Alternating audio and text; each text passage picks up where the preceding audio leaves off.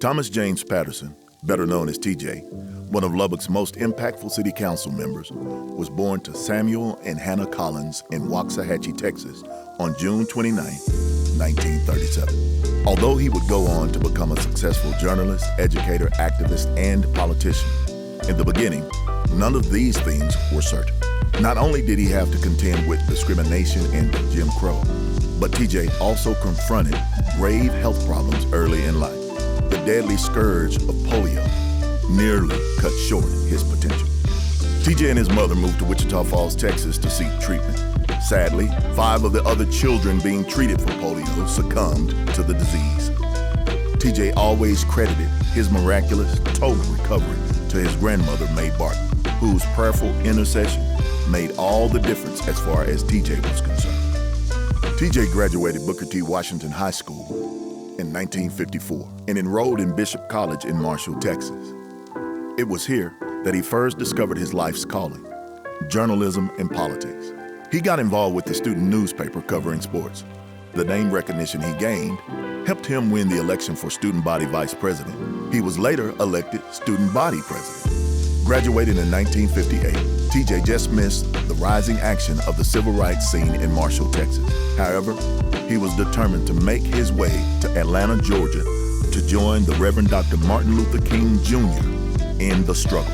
Meanwhile, TJ's aunt, Lucy Graves, had established the Mary and Mack private school in East Lubbock. She needed a teacher, and TJ needed a vehicle and funds for his quest. Fortunately for us, a short-term stop in Lubbock led to a pivotal moment in his life. One day, while perusing a Black-owned newspaper, TJ came across the picture of a beautiful young Lubbockite who had recently graduated at the top of her class. He immediately set out to win her heart, and after a determined courtship, he succeeded. TJ married Bobby Jean Bailey on August 19, 1960. Out of the blue, the Vietnam War disrupted the Pattersons' fledgling household. TJ was drafted despite being married with small children, which should have automatically exempted him from service. At the time, TJ had been seeking to integrate the then all-white Texas Technical College. So it sure seemed to him like the draft board selected him to rid themselves of a local troublemaker.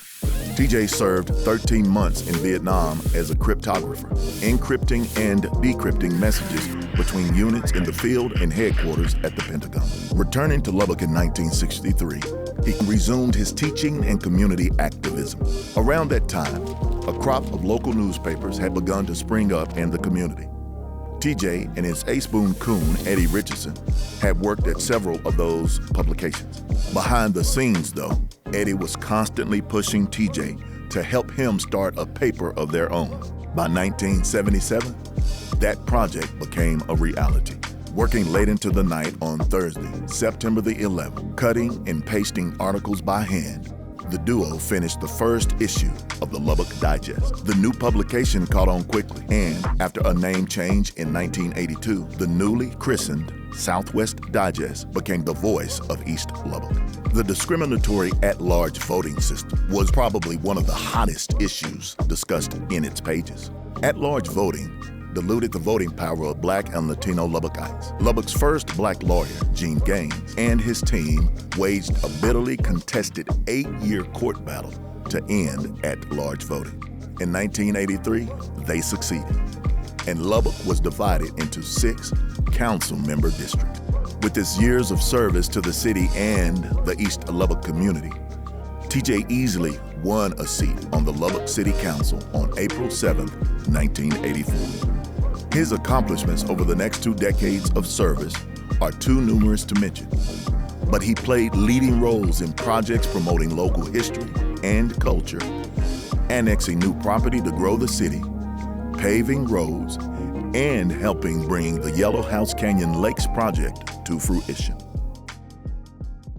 People in the community especially respected TJ for leading courageous anti-drug marches, in which he often stopped right in front of the homes of known drug dealers, blasting them with his bullhorn and urging them to mend their ways. On the other hand, he also led touching prison visits every Christmas, ministering to some of those same individuals as they served time for their crimes. TJ seemed to view all of his life's endeavors as a ministry, once remarking that if you believe in the good book, you have to stand up and be your brother's keeper. There are many reminders of Thomas James Patterson's good and faithful service to the city of Lubbock, including the TJ and Bobby Jean Patterson Library, and now the TJ Patterson Memorial Plaza in downtown Lubbock.